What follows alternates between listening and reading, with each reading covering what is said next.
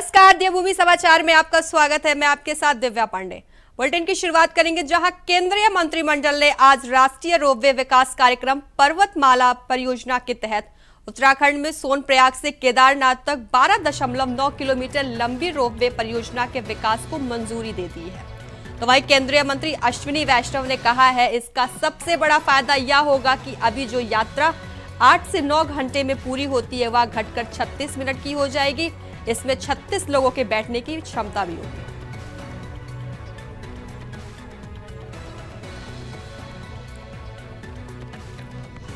को बता दें, केदारनाथ रोपवे सारे डिटेल्स यहाँ पे रख दिए।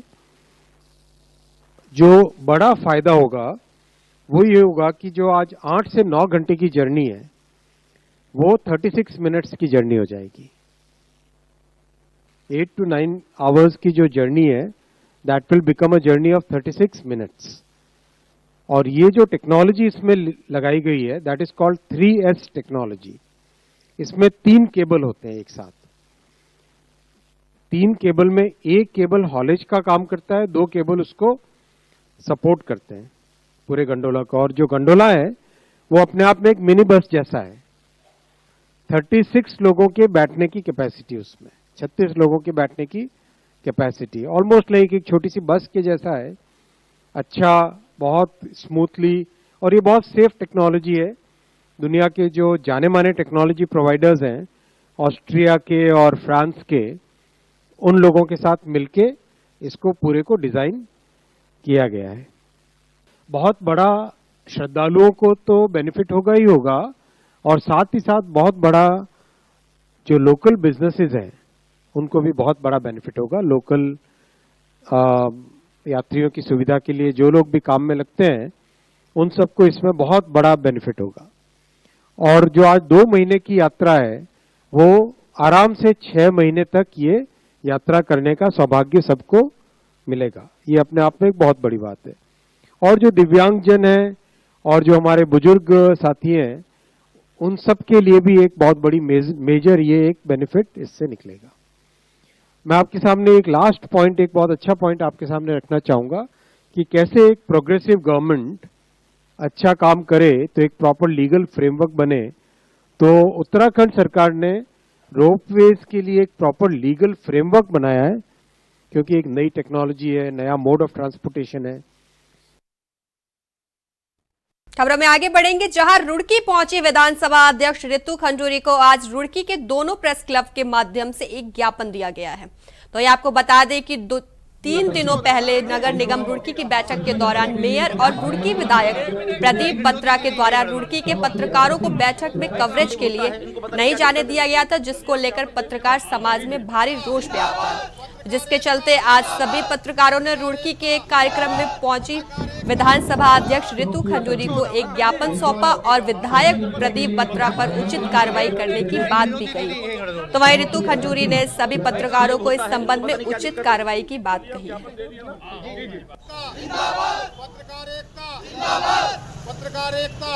आज सभी पत्रकार दोनों संगठनों के अध्यक्ष और उनके पदाधिकारी सदस्यगण नेहरू स्टेडियम में पहुंचे, जहां हमारी जो विधानसभा अध्यक्ष है महोदया श्रीमती रितु खंडूरी भूषण जी आई हुई थी।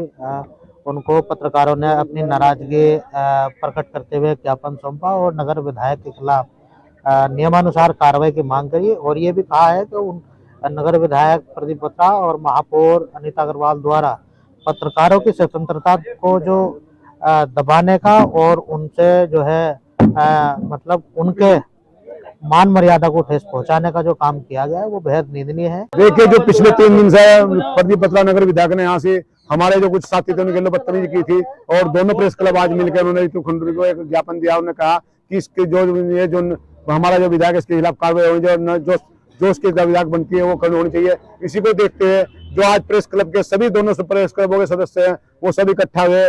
दोनों जो यहाँ के क्या नाम वो थे अध्यक्ष थे, वो दोनों पहुंचे और उन्होंने एक मन बना लिया। इतना तक प्रदीप बत्रा अपनी गलती स्वीकार नहीं करता। इसी प्रकार से जो हमारे प्रेस के जो साथी है वो जो कोई भी कवरेज नहीं करेंगे प्रदीप बत्रा और क्या नाम मेयर की, और बाकी जो लोग करेंगे वो काली पट्टी बांध के करेंगे, वरना कोई किसी का वो नहीं करेगा। सब लोग एक साथ है। खबरों में आगे बढ़ेंगे, जहां खबर रामनगर से आपको बता दें, मानव वन जीव संघर्ष रुकने का नाम नहीं ले रहा है। जहां इंसानी हिम्मत और जंगली हमले की एक चौंकाने वाली घटना सामने आई है। बता दें, रामनगर के तराई पश्चिमी वन विभाग के भगवा वंगर क्षेत्र में एक 56 वर्षीय व्यक्ति पर गुलदार ने हमला कर दिया। लेकिन इस हमले के दौरान जो हुआ वह बेहद हैरान करने वाला है। जहां तराई पश्चिमी वन प्रभाग के भगवा वंगर में आज उस वक्त हड़कंप मच गया जब एक गुलदार ने 56 वर्षीय मजदूर बहादुर राम पर अचानक हमला कर दिया। वहीं बहादुर राम जो कि बगीचे में काम कर रहा था, इसी बीच बहादुर राम पर गुलदार ने हमला कर दिया, जिसमें हमले में गंभीर चोटें भी आई। लेकिन बहादुर राम ने भी हिम्मत नहीं हारी। उन्होंने गुलदार से खुद को छुड़वाने के लिए पूरी ताकत लगाई और आखिरकार उसे 2 पंच मारकर अपनी जान बचाने में कामयाब रहे।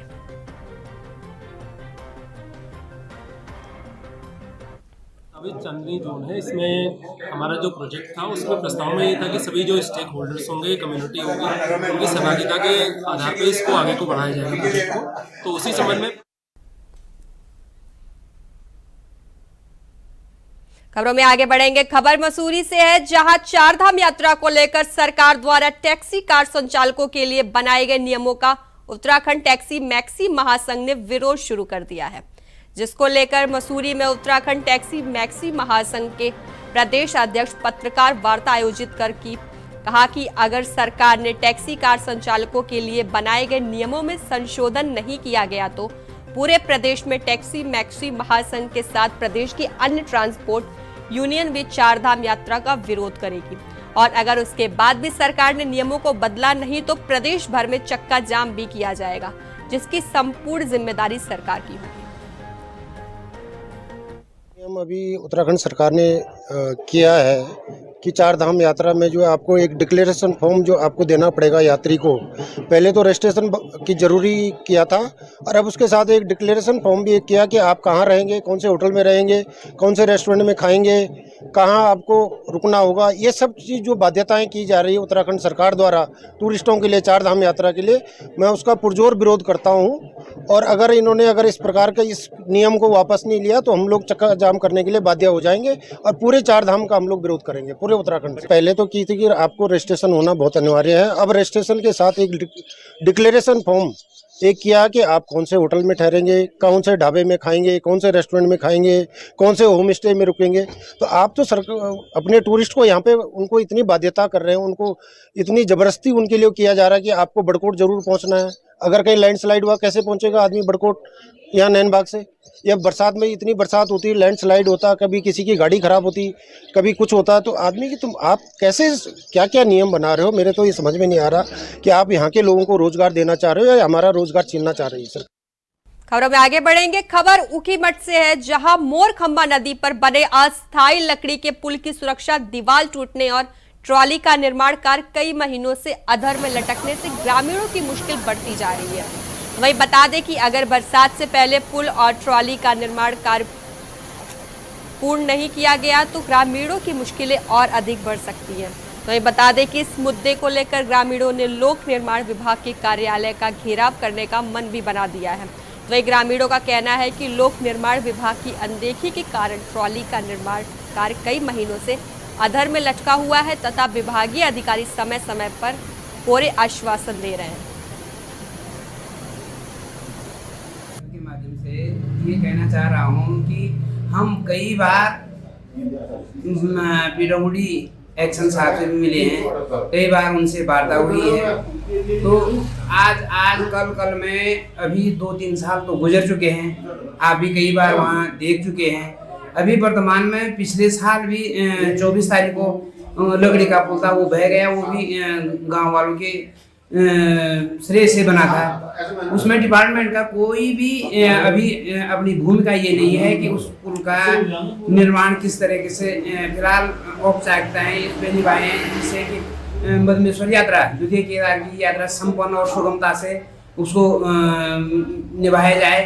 तो अभी न तो कोई शासन स्तर से है, न डिपार्टमेंट के स्तर से है, गांव वालों से कोई भी अभी प्रतिक्रियाएं उस शासन से नहीं आई है और न तो डिपार्टमेंट के ओर से हमको। और ट्रॉली का जो एक खंभा वहाँ आपने भी देखा, गांव की तरफ का जो खंभा है वो 2 साल से गड़ा हुआ है। फिर पहली बार में जो है हमारी वो जगह पे बंदोली में जो हमारा अपनी जगह है उस पर भी रोड के बीच में वो केवल अधूरा निर्माण छोड़ा गया है। अब ठेकेदार कहाँ का है, क्या है, वो हमको भी अभी पता नहीं है। छोटे साहब ने इसको अपने हाथ में ले रखा है, न तो वो उसको काम पूरा करने के लिए अग्रसित हो रहे हैं। नहीं अभी भटजी का स्थानांतरण हुआ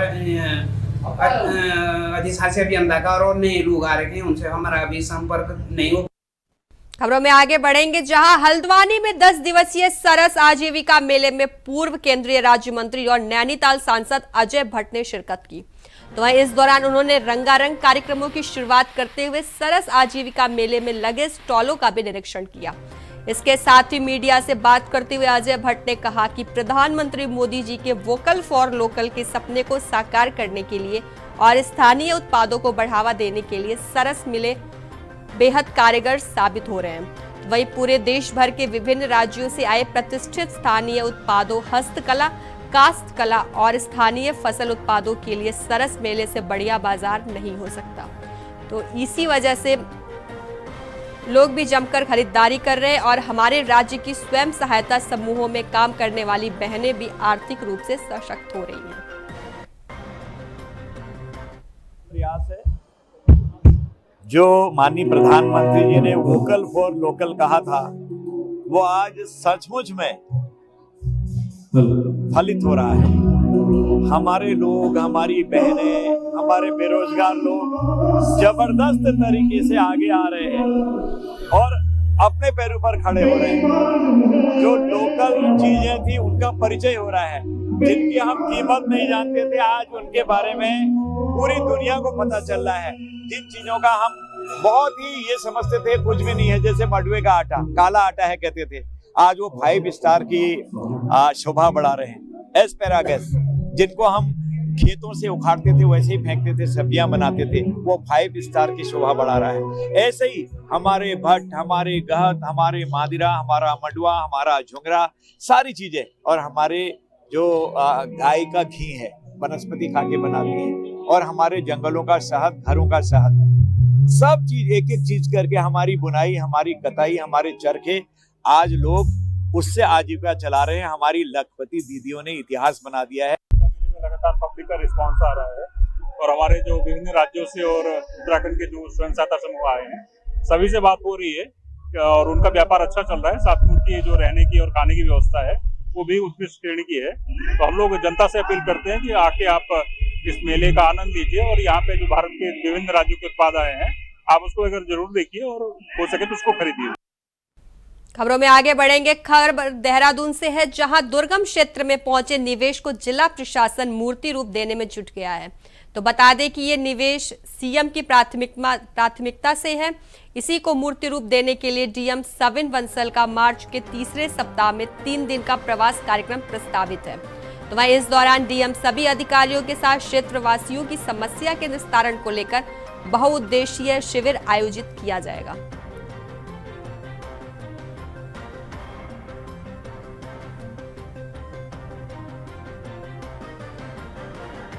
आपको बता दें, क्षेत्रवासियों की समस्या के निस्तारण पर चर्चा की गई है, जहां सीएम की प्राथमिकता वाले निवेश के लिए डीएम तैयार है। तो वही डीएम का 3 दिवसीय प्रवास कार्यक्रम है ये। हमारे दूरस्थ क्षेत्र माननीय मुख्यमंत्री जी के लिए एक प्रायोरिटी है। तो उस क्रम में जिला प्रशासन ने वहाँ पर एक स्ट्रीक ऑफ एक्टिविटीज़ प्लान किया है, जिससे हमारी जो वहाँ पर सोशल इन्वेस्टमेंट्स हो रही हैं और जितनी बेनिफिशियरी स्कीम्स हैं उनका लाभ अंतिम बुज़ुर्ग महिला और बच्चे तक मिल सके। तो उस क्रम में वहाँ पर बहुउद्देशीय शिविर के माध्यम से सभी अधिकारियों को, डिपार्टमेंट्स को वहाँ पर स्टेशन करना कुछ दिवसों के लिए आवश्यक है, जिससे एक असेसमेंट भी हो जाए कि जितनी हमारी स्कीम्स हैं वो कितनी एक्सेसिबल हैं दूरस्थ क्षेत्रों में। और स्कीम एडमिनिस्ट्रेशन में अगर कोई प्रॉब्लम्स आ रही हैं, गैप्स है, तो उनको फुलफिल करना प्रशासन का दायित्व है. So this is a kind of social community audit also, कि हम अपने प्रोग्राम्स का, प्लान्स का एक फीडबैक प्राप्त कर सकें और आम जनमानस में गवर्नेंस के प्रति ट्रस्ट को टेस्ट कर सकें. सेकेंडली ये अवगत कराया गया था कि वहाँ पे कई सारे ऐसी अभी डिप्राइव्ड पॉपुलेशन है कि जिनको अभी प्रमाण पत्र, मानसिक विकलांगता है या दिव्यांगजन हैं, उनको मेडिकल टेस्टिंग के अभाव में पेंशन्स नहीं मिल पा रही हैं.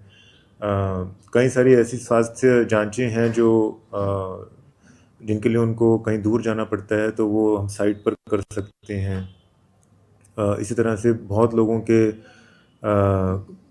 सिटीजन सेंट्रिक प्रमाण पत्र होते हैं, तो वो हम ऑन द स्पॉट जनरेट करके सबको देना चाह रहे हैं. जैसे आयुष्मान कार्ड, आधार कार्ड, हमारे राइट टू सर्विस में कई तरह के ब्लॉक और तहसील से प्रमाण पत्र बनते हैं. और इसी तरह से हमारे समाज कल्याण और आंगनवाड़ी की तरफ से बहुत सारे लाभ स्थानीय जनता को मिलते हैं. और अदर देन दिस हमारी इंफ्रास्ट्रक्चर की ग्रीवेंसेस जैसे रोड्स, पेयजल योजनाएं या फिर बिजली की ट्रांसमिशन की समस्याएं, तो ये प्रयास रहेगा कि वो हम स्थल पर ही ग्रीवेंसेस को कितना रिड्रेस कर सकते हैं. और इसके साथ ही जो हमने क्षेत्र में करीब 200 वन पंचायतें नवगठित करवाई हैं, उनका सेंसिटाइजेशन, ट्रेनिंग और उनको कुछ हम कैपेसिटी बिल्डिंग मद से पैसा भी प्रदत्त कर रहे हैं, जिससे वो एम्पावर हो सकें और फॉरेस्ट फायर को प्रिवेंशन रोकथाम में सहायता कर सकें. लोकल फायर वॉचर्स को हम एम्प्लॉय कर सकें, जिससे उनके एक सेंस ऑफ ओनरशिप आए स्थानीय जंगलों को लेकर. और इसी तरह से थर्ड एक्टिविटी है कि जो हमारा पावन हनोल मंदिर है, उसमें जो मास्टर प्लान है, उसमें ऑनरेबल सीएम ने कई चेंजेस सजेस्ट किए थे और स्थानिकों के हितों को अवश्य रूप से समावेशित करने के निर्देश दिए थे. तो उसी क्रम में हनोल मंदिर परिसर में ही स्थानिकों के साथ हमारे कंसल्टेंट्स और टूरिज्म डिपार्टमेंट रहेंगे और जो उनके कंसर्न्स हैं, जो उनके ग्रीवेंसेस हैं, उनको प्लान में अनिवार्य रूप से समाहित किया जाए. खबरों में आगे बढ़ेंगे, जहां हल्द्वानी में कुमाऊं मंडल के विभिन्न तहसीलों में काम कर रहे वकीलों और दस्तावेज लेखकों ने महापंचायत का आयोजन कराया, जिसमें बार एसोसिएशन ने भी अपना समर्थन दिया. तो वहीं पूरे कुमाऊं मंडल क्षेत्र से वकील हल्द्वानी रजिस्ट्री कार्यालय परिसर में पहुंचे. तो वहीं इधर सरकार का दावा है कि ऑनलाइन रजिस्ट्री से भ्रष्टाचार में कमी आएगी और व्यवस्था पारदर्शी बनी रहेगी, लेकिन वकीलों को इस नई प्रणाली से अपने रोजगार पर संकट मंडराता दिख रहा है. वरिष्ठ अधिवक्ताओं ने कहा है कि पेपरलेस रजिस्ट्री लागू होने से हजारों वकीलों की रोजी रोटी पर असर पड़ेगा. अधिवक्ताओं के साथ काम करने वाले टाइपिस्ट, मुंशी और ऑफिस स्टाफ भी बेरोजगारी की चपेट में आ जाएंगे. तो वहीं सरकार को चाहिए कि अधिवक्ताओं के हितों की रक्षा के लिए उपाय किया जाए. सरकार ने समान नागरिक संहिता का एक प्रावधान ला करके देश भर में सबसे सर्वोच्च प्रदेश होने का, पहला प्रदेश होने का गौरव हासिल किया. हम स्वागत करते हैं इस बात का, लेकिन साथ साथ में दोहरी बातें, एक तरफ हम भू कानून लाएंगे और दूसरी तरफ इस व्यवस्था में ऐसी एनार्की आएगी जहां इंटेलिजेंस के माध्यम से, एआई के माध्यम से कोई भी फ्रॉड व्यक्ति आकर के आपकी आवाज की मैचिंग करके आप जैसे व्यक्ति के फोटो बनवा करके उस रजिस्ट्री को करा लेगा, जिससे इस प्रदेश में ऐसी अनार्की आएगी, ऐसी अराजकता आएगी जो संभाले नहीं संभलेगी. इसके बड़े दूरभाषी, बड़े गंभीर परिणाम आने वाले हैं. हम केवल वकील की बात नहीं कर रहे हैं, हम उस सामान्य गरीब की बात कर रहे हैं जो गरीब गांव से चल करके इस हल्द्वानी में या उधमसिंह नगर में कोई जमीन रजिस्ट्री कराने आ रहा है. पहले तो कई बैरिकेड्स हैं, वो रजिस्ट्रार ऑफिस में रहता है, सुरक्षा है, किसी के पीछे मेरे कोई गन पॉइंट पीछे लगा दे और कहे बोल मुझे अपनी मौत कब आया है, तो मैं वो सारी बातें वो बोलूंगा. कुमाऊं क्षेत्र की बार एसोसिएशन ने मिलकर जो है कुमाऊं क्षेत्र के लिए बुलाई है और आज ही की तारीख में गढ़वाल क्षेत्र के जो बार एसोसिएशन है उनके द्वारा देहरादून बार एसोसिएशन में ये महापंचायत बुलाई गई है. जैसा आपको मालूम ही है, उत्तराखंड ऑनलाइन नियमावली जो सरकार के द्वारा बनाई जा रही है, जो कैबिनेट में पास कर दिया गया है, क्योंकि अध्यादेश जारी होने में अभी समय है, तो उसमें रजिस्ट्री है, कॉन्ट्रैक्ट है, विवाह है, वसीयत है, ये बहुत सारा काम ऑनलाइन किया जा रहा है, जिसके खिलाफ ये महापंचायत बुलाई गई है, क्योंकि इसमें बहुत सारे अधिवक्ताओं के हित प्रभावित हो रहे हैं और जो प्रदेश भर के सैकड़ों हजारों की संख्या में पिटिशन राइटर्स हैं जो इस काम को करते थे, उन लोगों के हित प्रभावित हो रहे हैं और उनका रोजगार छिन गया है। इसमें जो मुख्य खामियां हैं, जहां पर रजिस्ट्री है और वसीयत है, इन सब में प्रॉपर्टी का मामला इन्वॉल्व रहता है। प्रॉपर्टी में कितने फ्रॉड होते हैं वो आप सभी लोग जानते हैं। कल को कोई भूमाफिया या परिवार के अंदर दबाव में लेकर किसी के बुजुर्ग से जो है जबरदस्ती वसीयत करा दी जाए। ये दुष्प्रचार किया जा रहा है कि हम लोग ऑनलाइन कार्य का विरोध कर रहे हैं। ऑनलाइन कार्यों का कोई विरोध नहीं है। पूरे देश के अंदर ऑनलाइन का कार्य आज से नहीं हो रहा है, लगभग 4-5 सालों से कंटिन्यू सारे न्यायालयों में ऑनलाइन काम हो रहा है। ये केवल पेपरलेस वर्क जो हो रहा है और वर्चुअल रजिस्ट्री जो हो रही है, वर्चुअल काम जो होगा, यानी आदमी के आए बिना उसका काम हो जाना, न्यायालय की कोई आवश्यकता नहीं, वकील की कोई आवश्यकता नहीं, दस्तावेज लेखक की कोई आवश्यकता नहीं। विधि के नियंत्रक संस्थाओं को बीच में से हटाया जा रहा है, तो इससे किसी भी दस्तावेज के दुरुपयोग की संभावना बढ़ेगी। इसमें भूमि के खरीद फरोख्त के मामले बढ़ेंगे और लोगों के साथ इससे नुकसान होगा। और जितने भी वसीयत है, वसीयत जैसा दस्तावेज आप रजिस्ट्रार के सम्मुख नहीं आएंगे, रजिस्ट्री जैसा कागज आपने रजिस्ट्रार के सम्मुख नहीं आना, घर बैठे तो आपने किस दबाव में किया? क्या इससे कहीं ना कहीं वैधता प्रभावित होगी?